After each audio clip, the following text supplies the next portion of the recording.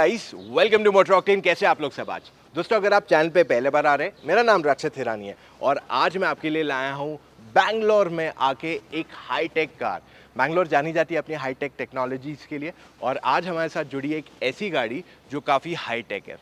वैसे है तो ये इलेक्ट्रिक और है ये पेट्रोल भी, क्योंकि हम में से काफ़ी लोग ये कहते हैं यार इलेक्ट्रिक गाड़ी ये चार्ज कैसे करे, कहीं चार्जिंग नहीं मिला, इसके साथ पेट्रोल इंजन मिल जाए तो मज़ा आ जाए या डीजल इंजन मिल जाए। तो आज हमारे साथ जुड़ी है होंडा सिटी हाइब्रिड, जिसमें आपको ना केवल पेट्रोल इंजन आता है बल्कि इलेक्ट्रिक मोटर भी आता है और साथ में बैटरी भी दी गई है। इस गाड़ी की प्राइसिंग ऑफिशियली आई नहीं है, बट इसकी प्राइस लगभग 21 से 23 लाख रुपए के बीच में ऑन रोड समवेयर पड़ जानी चाहिए। तो let's get into all the details. यहाँ पे मैं आपको सारी चीज़ें बताऊंगा इस गाड़ी के बारे में, एक्सटीरियर में, फिर इंटीरियर में जाएंगे and we'll drive the car too. So design देखते हैं इस गाड़ी का। अगर आप होंडा सिटी का लुक देखते हैं तो वहाँ मेजर चेंजेस नहीं किए गए, क्योंकि ये होंडा सिटी ही है और 2020 में इसका लॉन्च हुआ था, तो इसलिए मेजर डिज़ाइन में चेंज नहीं आया, छोटे मोटे ट्वीक किए गए। तो पहले अगर आप इसका फ्रंट ग्रिल देखते हो तो आपको जो क्रोम स्ट्रिप रहता है मोटा वाला, वो यहाँ पे बरकरार है, बट जो ग्रिल का पार्ट है नीचे, वो मैश ग्रिल लुक दे दिया गया है, जो इसे दूसरी सिटी से डिफ्रेंशिएट करता है डिज़ाइन में। प्लस इसका जो लोगो है, होंडा का लोगो, इसमें ब्लू कलर का दिया हुआ है टू इंडिकेट कि ये हाइब्रिड या इलेक्ट्रिक टेक्नोलॉजी यहाँ इस्तेमाल की गई है। इसके हेडलैम्प्स अगर आप देखते हैं तो ये वाइट एलईडीज आपको देते हैं, जो आपको होंडा सिटी के जो ZX वेरिएंट है उसमें भी वो अवेलेबल है। तो एलईडी की जो लाइंस पैटर्न है वो यहाँ पे भी आपको दे दिया गया है। इसमें ओवरऑल फ्रंट बम्पर पे माइनर ट्विकिंग किया गया है, उसके अलावा फ्रंट से पूरा जो आगे का जो डिज़ाइन है वहाँ कुछ बहुत बड़ा बदलाव नहीं किया गया। जब आप इस गाड़ी को साइड से देखेंगे, यहाँ पे आप नोटिस करोगे कि इसको 16 इंच के व्हील्स आते हैं और इकोपिया यानी कि एक ऐसे सेट ऑफ टायर्स यूज़ किए गए जो इसे ज़्यादा बेटर फ्यूल एफिशिएंसी देने की बनाया गया है। तो complete design has been done ताकि उससे बेटर फ्यूल एफिशिएंसी मिल पाए। प्लस आपको मिरर जो लेफ्ट साइड का आता है वहाँ पे एक कैमरा दी हुई है। It does not have 360 camera, but वो कैमरा पे मैं आगे आऊँगा, सिर्फ लेफ्ट साइड पे ही मिलता है। एंड लेफ्ट एंड राइट दोनों साइड आपको पैसिव एंट्री का बटन मिल जाता है टू एक्सेस द कार। जब आप इस गाड़ी का रियर से डिज़ाइन देखते हैं तो यहाँ नोटिस करोगे कि टेल लैम्प्स काफ़ी स्लीक है, एलईडीज़ है आपके पास, यहाँ पे मिल जाता है एक इंटीग्रेटेड स्पॉइलर, प्लस आपको EHEV की बैजिंग भी इसमें मिल जाती है जो इंडिकेट करती है कि ये एक हाइब्रिड गाड़ी।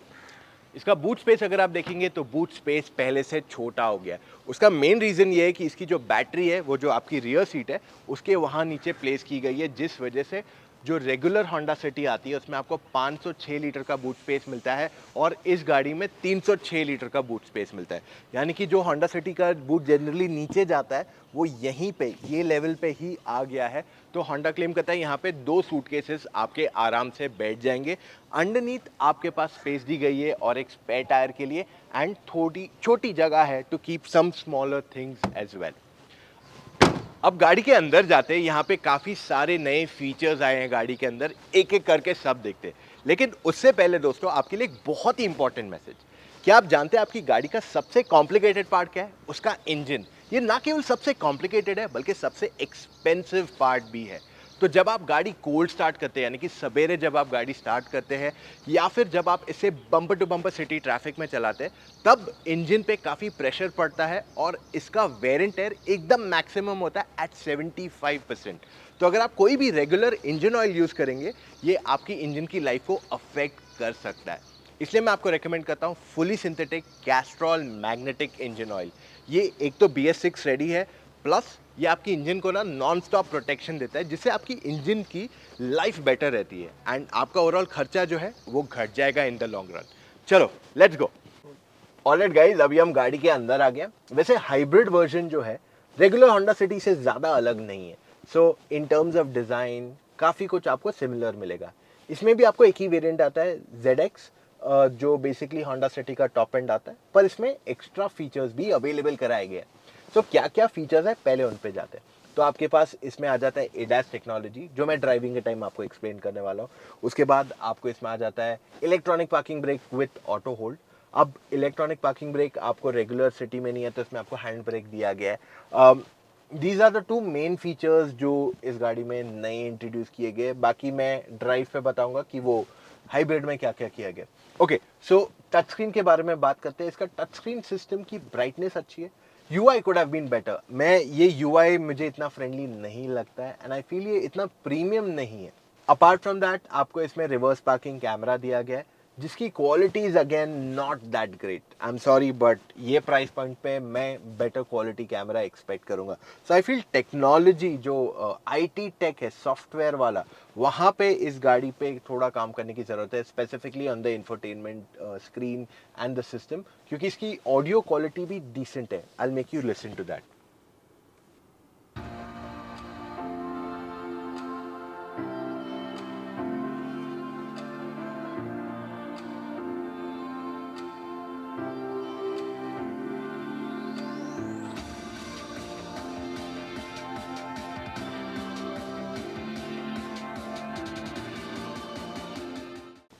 तो जो अभी आपने म्यूजिक की क्वालिटी सुनी, it's not the best of all, it's decent. ये प्राइस पॉइंट पे हम लोग एक्सपेक्ट करते हैं कि ज़्यादा बेटर क्वालिटी स्पीकर्स आपको गाड़ी में मिले।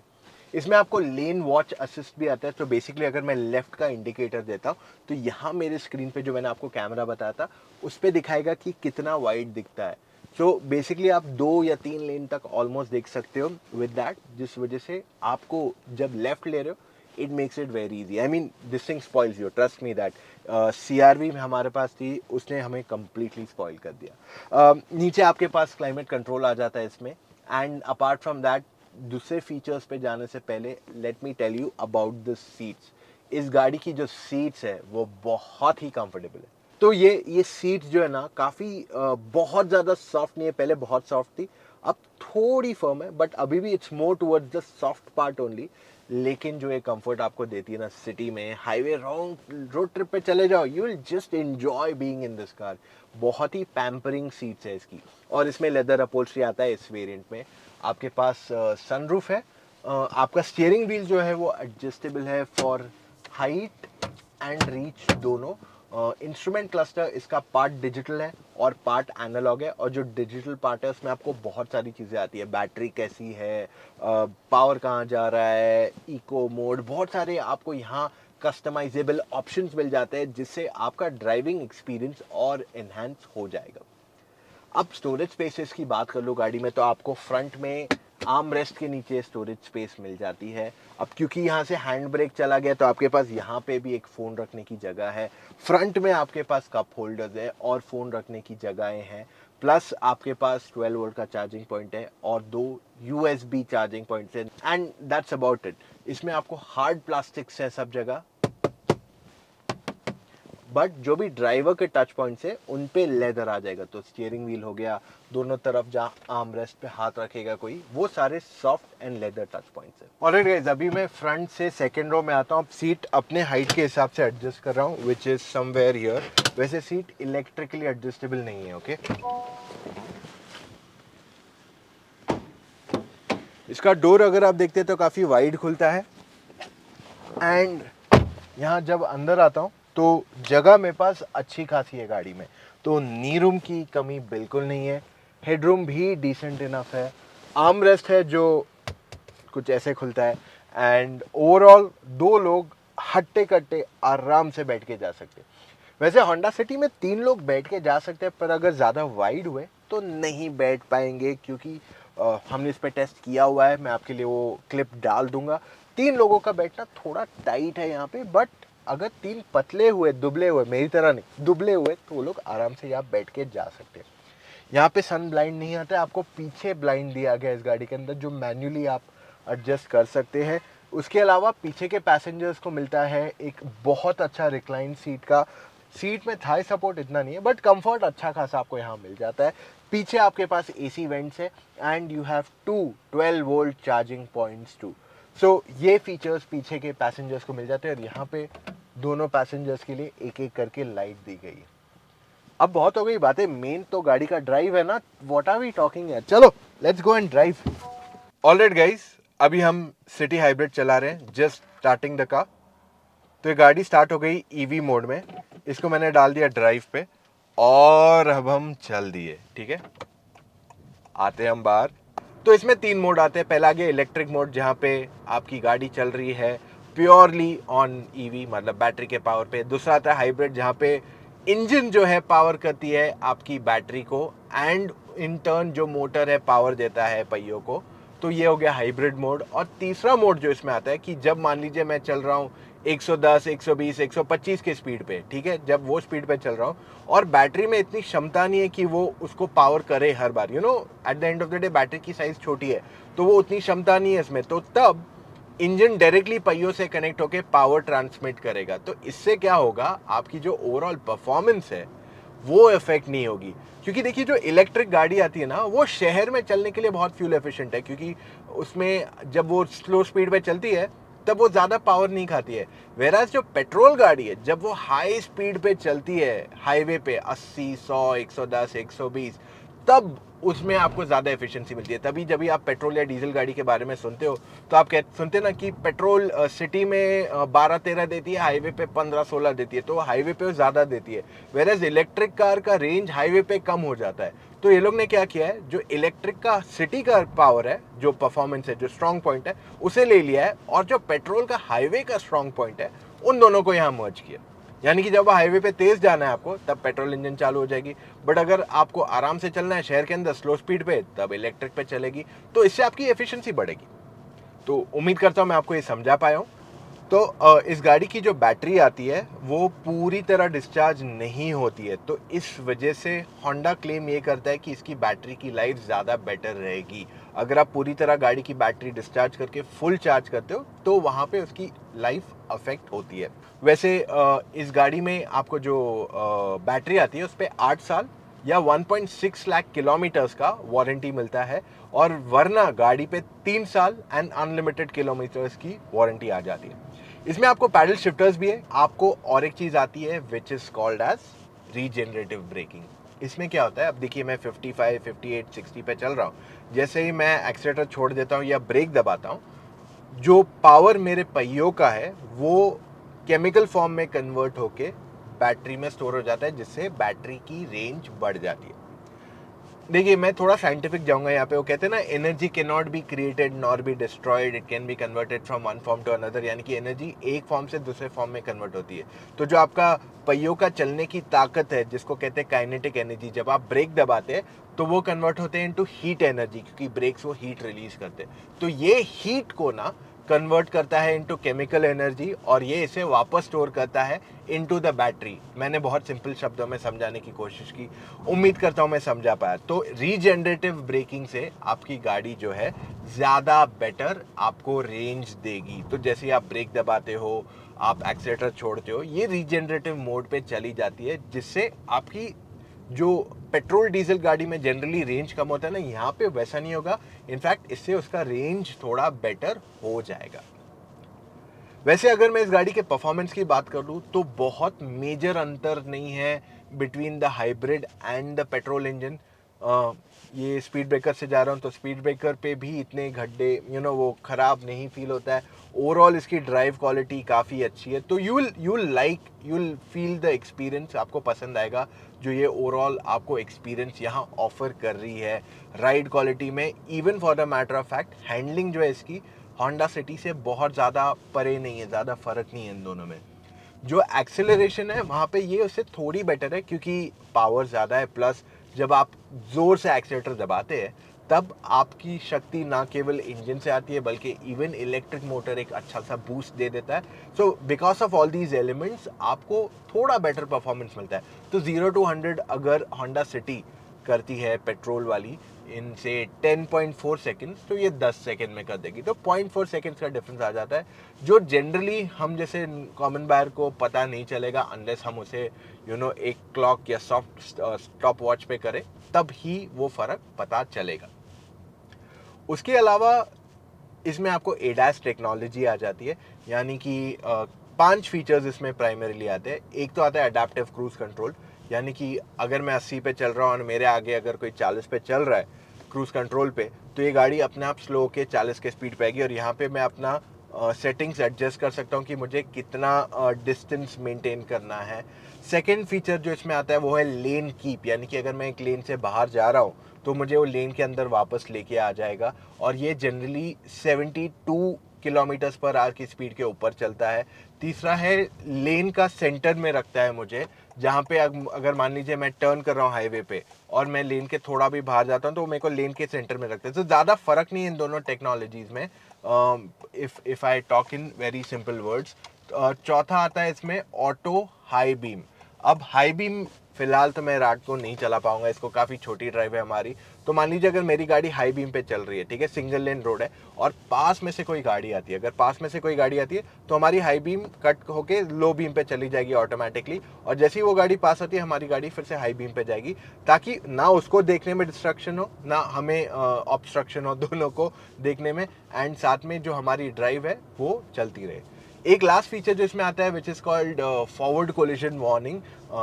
होंडा की टर्मिनोलॉजीज यहाँ पे अलग है, तो अगर आगे कोई आ जाता है तो ये गाड़ी ब्रेक मार के रोक देती है, सडन ब्रेकिंग, और ये सिर्फ 50 से 60 मीटर के डिस्टेंस पे ही गाड़ी रोकती है, जिस वजह से यू माइट बी स्कैर्ड, पर ये एकदम लास्ट मिनट ब्रेकिंग के लिए, और ये असिस्टेंस है सारी चीज़ें। ओके, इसका मतलब ये नहीं कि आपने छोड़ दिया अरे लेन अडेप्टिव क्रूज कंट्रोल है तो गाड़ी अपने आप पहुंच जाएगी, नहीं भाई, आपको कंट्रोल रखना है, ये सिर्फ आपको असिस्ट करेगा। अच्छा हाँ, मैं आपको बता रहा था इसमें आपको कैमरा आता है, रेडार नहीं आता है। तो अब क्योंकि यहाँ कैमरा दिया हुआ है, इसकी वजह से अगर आप बहुत अंधेरे में चला रहे हो, अगर आप बारिश में चला रहे हो, अगर आप फॉग में चला रहे हो, तो वहाँ पे ये सिस्टम जो है एडास का फंक्शन नहीं करेगा, it's not likely to function properly. तो इस वजह से you have to be very careful when you are using it in such situations. Whereas radar जो है मेजरली काफ़ी सारी सिचुएशंस में चल जाएगा बिना किसी प्रॉब्लम के। सो इन दैट केस रेडार ज़्यादा इफेक्टिव है, बट उसका कॉस्ट भी वहाँ इंक्रीज हो जाता है। Okay, last and final point जो मैं बताना चाहूँगा, इसमें आपको स्टार्ट स्टॉप सिस्टम आता है। वैसे जनरली दूसरी गाड़ियों में कैसे स्टार्ट स्टॉप सिस्टम आता है, वहाँ एसी आपकी बंद हो जाती है, काफ़ी चीज़ें बंद हो जाती है, और जब गाड़ी स्टार्ट होती है तब आपकी एसी वापस चालू होती है, यानी कि अगर 2-3 मिनट का सिग्नल है तो बैठे रहो गर्मी में। बट ये गाड़ी में वैसा सिचुएशन नहीं होता है। क्यों? क्योंकि जब आप ये गाड़ी चलाते हो या जब आप सिग्नल पे, जैसे मैं अभी रुका था, कुछ 60 सेकेंड का रुका हुआ था, तो इसका जो इलेक्ट्रिक मोटर है और जो बैटरी है वो पावर करते हैं एक्चुअली इसके कंप्रेसर को। इसमें आपको ई कंप्रेसर आता है, यानी कि वो जो इलेक्ट्रिक वाली गाड़ी रहती है उसकी पावर पे, बैटरी पे चलता है। तो यानी कि जब मैं सिग्नल पे रुका था मेरा एसी बंद नहीं हुआ था, and I was enjoying the AC even in this hot Bangalore summer. तो ये एक और एक एडवांटेज आ जाता है इसके अंदर। सो ये सब चीज़ों की वजह से आई थिंक होंडा सिटी में बहुत मेजर डिफरेंस आ गया है गाड़ी के अंदर, जो आपकी ड्राइविंग एक्सपीरियंस को एनहांस कर देता है। एंड मोरओवर जब मैं सिग्नल पे अभी रुका हुआ था तब मैंने ऑटो होल्ड एक्टिवेट किया था। ऑटो होल्ड में क्या होता है, एक बार आपने एक्टिवेट कर दिया, यानी कि आप 0 की स्पीड पे रुक गए, तो all you have to do is press the accelerator and move ahead. आपको ब्रेक दबा के बैठना नहीं पड़ेगा, जैसे जनरली कैसे ऑटोमेटिक में आप पैर ब्रेक दबा के रुक जाते, यहाँ पे आपके साथ वैसा सिचुएशन नहीं होगा। So auto hold is a great feature to have in the car, and Honda City में अब ये आ गया है, which makes driving a lot more easier, specifically अगर आप सिटी ट्रैफिक में बहुत गाड़ी चलाते हैं। तो गाइज वर्डिक्ट की बारी कि आपको होंडा सिटी हाइब्रिड कंसिडर करनी चाहिए या नहीं। तो पहले प्राइसिंग की तरफ आते हैं। जो city top of the line CVT version आती है, that will cost you somewhere about 18 lakhs on road, ठीक है। अब अगर आप उस पर इलेक्ट्रिक मोटर डालते हैं, you add the batteries, you add the extra features जो इस पर ऑफर किए गए, 2.5 से 3 लाख रुपए तक इसकी प्राइस अप्रॉक्सीमेटली बढ़ जानी चाहिए। सो 21 to 23 lakh rupees on road is my rough estimation, यानी कि अगर आप इसे 5 साल के लोन पे लेंगे, it cost you somewhere between 30 to 35,000 on EMI। अब क्या आपको ये गाड़ी कंसिडर करनी चाहिए या नहीं? देखिए, अगर आपको ज़्यादा फ्यूल एफिशिएंसी चाहिए, आपको लेटेस्ट फीचर्स चाहिए, this becomes a good choice for you. क्या इसकी फ्यूल एफिशिएंसी वाकई 26.5 है? Is it more than that? Is it less than that? वो हम जब डिटेल ड्राइव करेंगे तब आप तक इसका डिटेल शेयर कर पाएंगे। So you just have to wait a little bit more for that. मेरे हिसाब से it's a bang on product, आपको काफ़ी कुछ मिल रहा है for this, so it's a great choice to look at it. अगर आप अभी भी कंफ्यूज है आपको कौन सी गाड़ी लेनी चाहिए, आप डायरेक्टली फ़ोन कॉल पे मुझसे या मेरी टीम ऑफ एक्सपर्ट्स है उनसे बात करके डाउट्स क्लैरिफाई कर सकते हैं। जी हाँ, ऐसी कोई सर्विस ना आपको देता है ना देगा। आपको सिंपल चीज़ करनी है, motoroctane.com/car-consultancy पे जाना है, वहाँ जाके अपने कुछ डिटेल्स भरने हैं and just book your call timing. It's as simple as that. अब इतना वीडियो देखा है, give it a big thumbs up, and upcoming days में आपको बहुत सारा न्यू कंटेंट मिलने वाला है। We are going to do a comparo Slavia का, फिर वर्टिस आने वाली है, सी क्लास का रिव्यू आने वाला है, टाटा ईवी पे वीडियोस आने वाले हैं. So just hang on and subscribe का बटन दिख रहा है, go and press that right away. And हाँ, नोटिफिकेशंस प्रेस करना मत भूलना, वरना you will miss out on all the content जो आने वाला है in the coming few days. That's all we have for right now. Signing off. मिलेंगे कल फिर से with an all new video guys. Take care. See you tomorrow. Bye.